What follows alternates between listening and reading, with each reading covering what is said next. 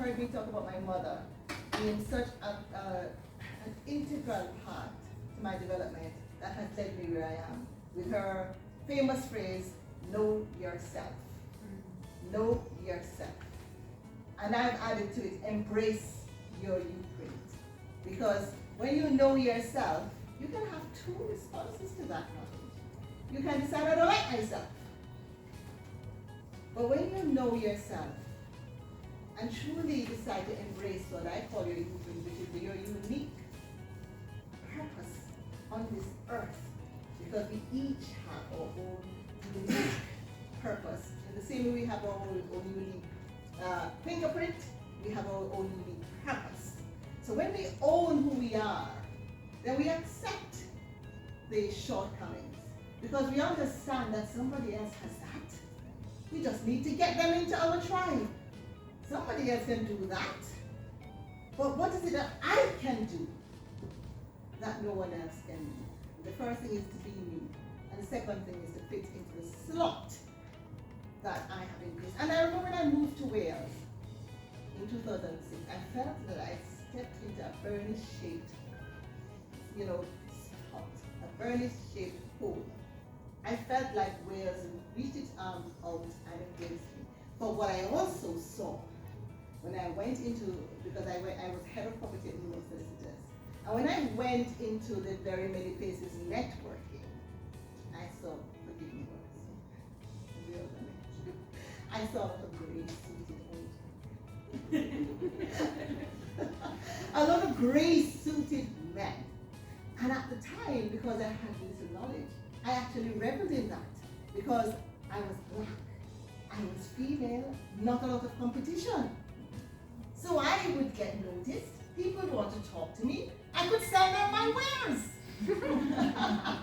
And then I started to realize there's something wrong with this. Where are my sisters? The ones who look like me and the ones who don't look like me, because we're all sisters. Where are they? And then I started to understand that know yourself, embrace who you are, get your purpose, and then build your tribe and help the others along the way with you. And to that end, I started on a journey of making people the important piece in everything that I do. I strategically placed myself not for me to look great, but for me to have my purpose fulfilled. So when I was approached recently by Phil Jones, the CEO of Business in Focus, and he asked me to sit on the board, which is one of the largest, most prominent organizations in Wales that support entrepreneurship, I thought, yeah, I can then make my purpose fit there. Years ago, when I was asked to sit as the chair of the Davies Chamber of Trade, I thought, yes. At the time, I had a Caribbean restaurant. Yes, I can get the diversity in to the Davies Chamber of Trade. When I was asked to sit on the Public Services Ombudsman for Wales as on the advisory panel, I thought, yes, I can make an influence in government and in public sector.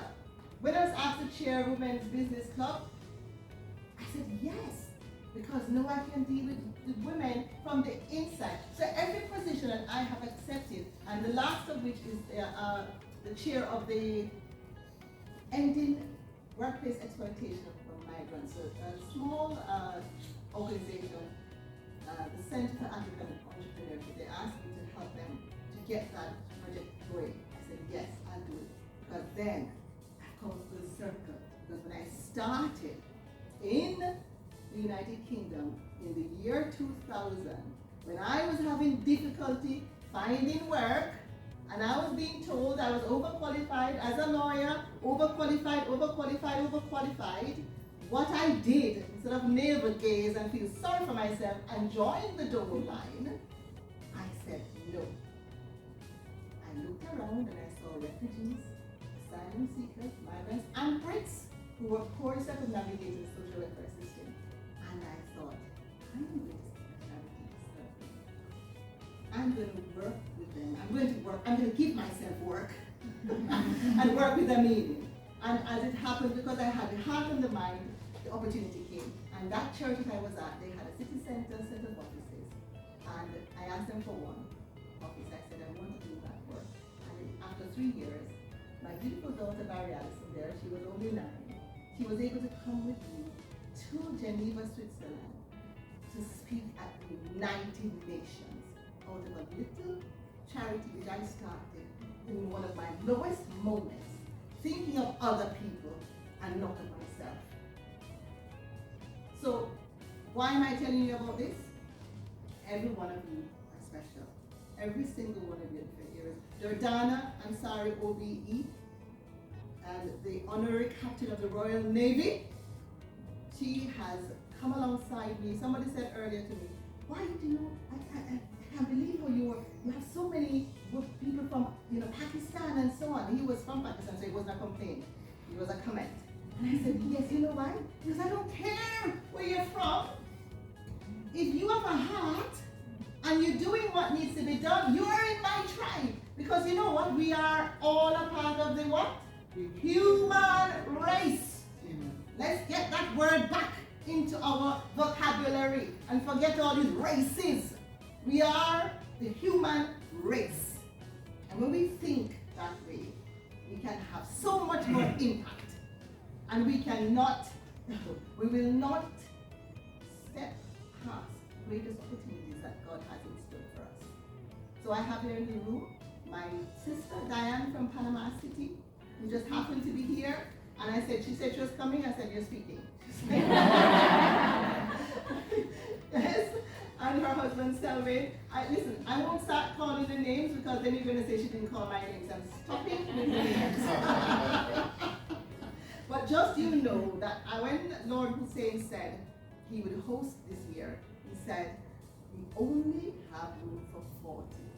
So understand that every one of you here was handpicked. And you are special in my life. You represent different stages of my journey.